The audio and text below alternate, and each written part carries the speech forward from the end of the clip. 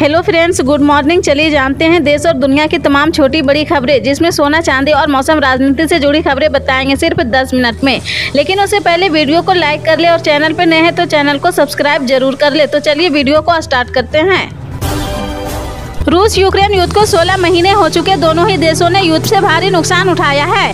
बावजूद कोई भी देश युद्ध से अपने कदम पीछे हटाने को तैयार नहीं है। लिहाजा रोजाना युद्ध के मैदान में बम और मिसाइलों की बारिश हो रही है। यूक्रेन पर हमला करने के लिए रूस ने ड्रोन, बमों और मिसाइलों का बाखूबी इस्तेमाल किया है। इसमें यूक्रेन की राजधानी कीव थर्रा उठी है, मगर रूस को मंगलवार को उस वक्त करारा झटका लगा है जब बहादुर यूक्रेनी सैनिकों ने हमले के रूप में 35 से 32 ड्रोन को मार गिराया है।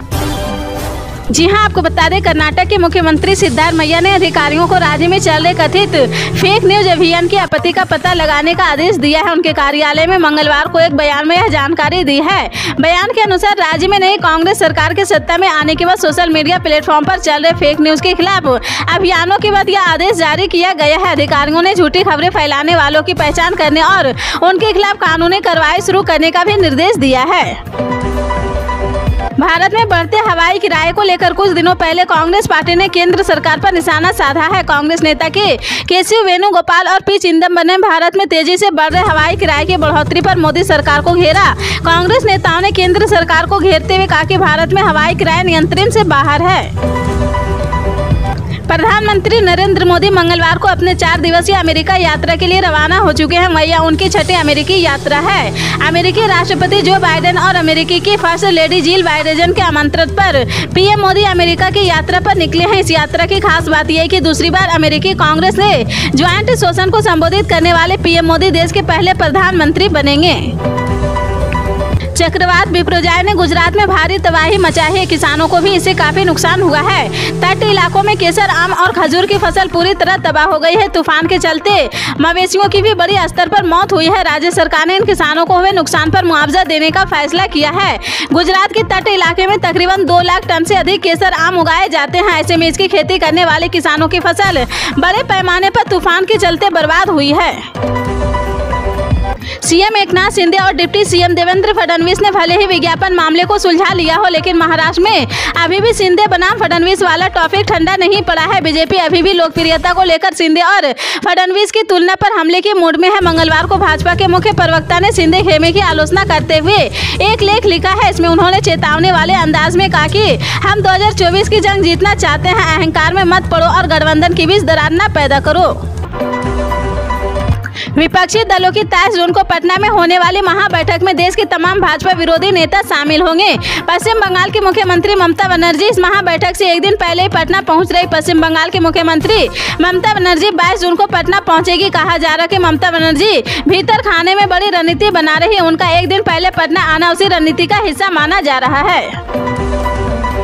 मणिपुर में बीते 3 मई की रात से हिंसा की शुरुआत हुई थी। उसके बाद प्रशासन ने 4 मई से इंटरनेट सेवाओं पर प्रतिबंध लगा दिया था। राज्य में जारी हिंसा को देखते हुए सरकार ने हाल ही में 20 जून तक इंटरनेट पर बैन लगा दिया था। अब इंटरनेट सेवाओं को लेकर मणिपुर हाई कोर्ट में जनहित याचिका दायर की गई है। इस याचिका पर सुनवाई करते हुए कोर्ट ने कुछ जगहों पर सीमित इंटरनेट सेवाएं देने का अंतरिम आदेश दिया है।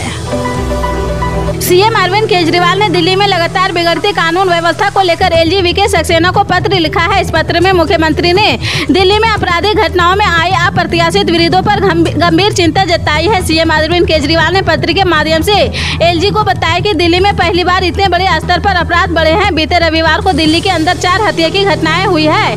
बढ़ती आपराधिक घटनाओं के चलते दिल्ली के लोगों में दहशत का माहौल है और हर वक्त व्यक्ति खुद को असुरक्षित महसूस कर रहा है। उन्होंने एलजी और केंद्रीय गृह मंत्री अमित शाह से दिल्ली की कानून व्यवस्था सुधारने करने के लिए ठोस कदम उठाने की मांग की है। राजधानी जयपुर में ईद उल अजहा का चांद नजर आ गया है। इस्लामिक महीने जिल हज के लिए आज शाम लोग छतों पर चांद देखने के लिए इंतजार कर रहे थे। हालांकि बिपरजॉय की वजह से मौसम में काफी कठिनाई का सामना करना पड़ा। आसमान में मौजूद बादलों को डेरे के बावजूद शाम को चांद नजर आ गया है। इसके बाद बैठक कर 29 जून को बकरीद मनाए जाने का ऐलान किया गया है। ओडिशा के बालासोर जिले में हुई ट्रेन दुर्घटना की जांच जारी है। इस हादसे के मृतकों का आंकड़ा भी बढ़ता जा रहा है। इस दुर्घटना में जान गंवाने वालों की संख्या बढ़कर 292 हो गई। साथ ही हादसे में घायल हुए सैकड़ों लोगों का इलाज चल रहा है। इसी बीच मामले की जांच में शामिल रेलवे ने कर्मचारियों के फरार होने की खबरों पर रेलवे ने बयान दिया है। लॉ कमीशन ने समान नागरिक संहिता को लेकर लोगों और विभिन्न धार्मिक संगठनों से विचार मांगे हैं। इसी बीच इसको लेकर महाराष्ट्र के पूर्व मुख्यमंत्री उद्धव ठाकरे ने कहा कि हम यूनिफॉर्म सिविल कोड का समर्थन करते हैं, लेकिन इससे सबको परेशानी होगी। उद्धव ठाकरे ने कहा कि जो भी यूसीसी ला रहे हैं उन्हें ये नहीं सोचना चाहिए कि इससे केवल मुसलमानों को परेशानी होगी, बल्कि इससे हिंदुओं को भी दिक्कत होगी। साथ ही कई सवाल उठेंगे। गोवा पर कश्मीर से कन्याकुमारी तक बैन लगाना होगा। गोवा के पूर्व मुख्यमंत्री मनोहर लाल पर्रिकर खुद कहते हैं कि राज्य में गाय की कमी है तो हमें इसका आयात करना पड़ेगा। देश भर के कई इलाकों में भीषण गर्मी के चलते लोगों को परेशानियों का सामना करना पड़ रहा है। लू की चपेट में आने से कई लोगों की मौत की खबरें सामने आई है और कई अस्पतालों में भर्ती है। इसी बीच दिल्ली में केंद्रीय स्वास्थ्य मंत्री डॉक्टर मनसुख मंडाविया ने इसे लेकर एक बैठक बुलाई है। इस उच्च स्तरीय बैठक में सार्वजनिक स्वास्थ्य तैयारियों की समीक्षा की गई है। स्वास्थ्य मंत्री मनसुख मंडाविया की बुलाई गई इस बैठक में तमाम बड़े अधिकारी मौजूद रहे थे। कर्नाटक सरकार अन्ना भाग्य स्कीम को लागू करने को लेकर तत्पर है। इसी के मद्देनजर कर्नाटक अब पंजाब, छत्तीसगढ़ और अन्य पड़ोसी राज्यों से अनाज खरीदने की योजना बना रहा। कर्नाटक के उप मुख्यमंत्री डीके शिवकुमार ने बेंगलुरु में कहा कि हमें पंजाब, छत्तीसगढ़ और अन्य पड़ोसी राज्यों में बात की है। हम उनसे अनाज खरीदने जा रहे हैं। मैं केंद्र सरकार से अनुरोध करता हूँ कि गरीबों के पेट पर राजनीति ना करें। आप अपना चावल नहीं दे रहे हैं, यह किसानों का चावल है। हमें किसी से मुफ्त चावल नहीं चाहिए। कर्नाटक सरकार खरीदने से सक्षम है। प्रधानमंत्री किसान सम्मान निधि पाने के लिए पात्रों को पंजीकरण कराने व खामियों को दूर करने का राज्य सरकार ने एक और मौका दिया है। पात्रों की खामियों को दूर करने के लिए राज्य सरकार ने शिविर की तय समय सीमा बढ़ा दी है। शिविर को अब 23 जून से बढ़ाकर 24 जून से आगे भी जारी रखने में फैसला किया गया है। पीएम किसान लाभार्थी स्पष्टीकरण शिविर कैंप उत्तर प्रदेश के सभी विकास खंडों के राजकीय बीज भंडार पर लगाए जाएंगे। उत्तर प्रदेश में पुलिस प्रशासन माफिया व अपराधियों पर नकेल कसने से कोई कोर कसर नहीं छोड़ रहा है। इसी क्रम में गोरखपुर में प्रदेश के 61वें जिले के टॉप 10 माफिया की सूची कुमार राजेश यादव के अवैध निर्माण पर बुलडोजर की कार्रवाई चल रही है। पुलिस प्रशासन के साथ ही डीजीए व नगर निगम के मौजूदगी में माफिया के 4.5 करोड़ के पुश्तैनी मकान पर यह कार्रवाई की जा रही है। जेल में बंद माफिया ने गुलरही क्षेत्र में अवैध तरीके से निर्माण कराया है। यूपी की राजनीति में जातीय व क्षेत्रीय समीकरण के आधार पर बाजी मारने वाली समाजवादी पार्टी और बहुजन समाज पार्टी लोकसभा चुनाव से पहले नए जातीय समीकरण बैठक कर खोया रुतबा पाने की जुगत में है। सपा ओबीसी व मुस्लिमों के साथ दलितों को साधने में जुटी है तो बसपा दलितों के साथ ओबीसी व मुस्लिमों के साथ रही। दोनों पार्टियों की नजर एक दूसरे के वोट बैंक पर है। दिल्ली के मुख्यमंत्री और आम आदमी पार्टी के राष्ट्रीय संयोजक अरविंद केजरीवाल ने मंगलवार को कहा कि राष्ट्रीय राजधानी सिविल सेवा प्राधिकरण बेकार है। उन्होंने कहा कि केंद्र के अध्यादेश के खिलाफ वे सुप्रीम कोर्ट जाएंगे। सीएम अरविंद केजरीवाल ने राष्ट्रीय राजधानी सिविल सेवा प्राधिकरण की बैठक के बाद कहा कि सेवाओं को लेकर केंद्र के अध्यादेश में दिल्ली के मुख्य सचिव को मंत्रिमंडल से ऊपर रखा गया है। लोकसभा चुनाव में बीजेपी और नरेंद्र मोदी सत्ता में बेदखल करने के लिए बिहार में सीएम नीतीश कुमार विपक्षी पार्टियों की एकजुटता बैठक करने जा रहे हैं। 23 जून को यह बैठक में पटना में होगी, लेकिन बैठक से पहले ही सभी दल इस बैठक के जरिए अपना अपना एजेंडा साधने में जुट गए हैं। साथ ही अपने अलग अलग पोस्टर लगाकर खुद को महत्वपूर्ण दिखाने की कोशिश कर रहे। फिलहाल बिहार में लगाए गए सपा अध्यक्ष अखिलेश यादव और आप संयोजक अरविंद केजरीवाल के पोस्टर और उनके बयानों से यही साबित हो रहा है।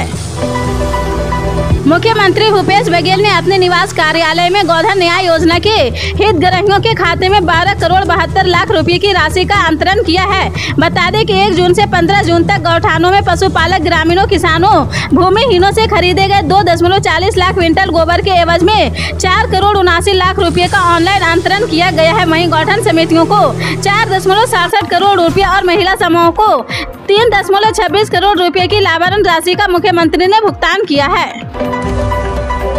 उत्तर प्रदेश पुलिस भर्ती एवं प्रोन्नति बोर्ड 52,699 कांस्टेबल पदों के लिए डायरेक्ट भर्ती करने जा रहा है, जो राज्य पुलिस के इतिहास में सबसे बड़ा भर्ती अभियान है। लिखित परीक्षा एवं अन्य भर्ती संबंधी काम के लिए उत्तरदायी कार्यपालक संस्था के चयन के लिए निविदा 15 जुलाई तक प्रकाशित की जाएगी। संस्थान का चयन होते ही लिखित परीक्षा आयोजित की जाएगी, जो इस साल के आखिरी तक आयोजित की जानी है।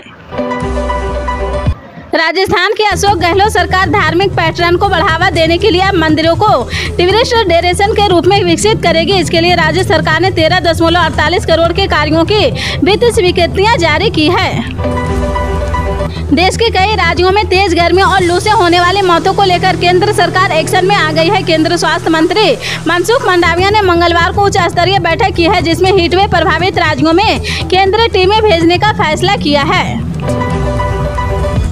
विश्व स्वास्थ्य संगठन ने अफ्रीकी देश गाम्बिया सहित दुनिया भर में 300 लोगों की मौत का जिम्मेदार ठहराते हुए भारत के 7 कप सिरप बनाने वाली कंपनी को बैन कर दिया है। वहीं इस मामले पर केंद्रीय स्वास्थ्य मंत्री मनसुख मंडाविया ने कहा कि नकली दवाओं पर कतई बर्दाश्त नहीं की जाएगी। उन्होंने कहा कि दवाओं की गुणवत्ता सुनिश्चित करने के लिए व्यापक जोखिम आधारित विश्लेषण किया जा रहा है। भारत दवाओं की गुणवत्ता से काफी समझौता नहीं करेगा। नकली दवाओं से किसी की मौत न हो, इसके लिए हमेशा सतर्क हैं।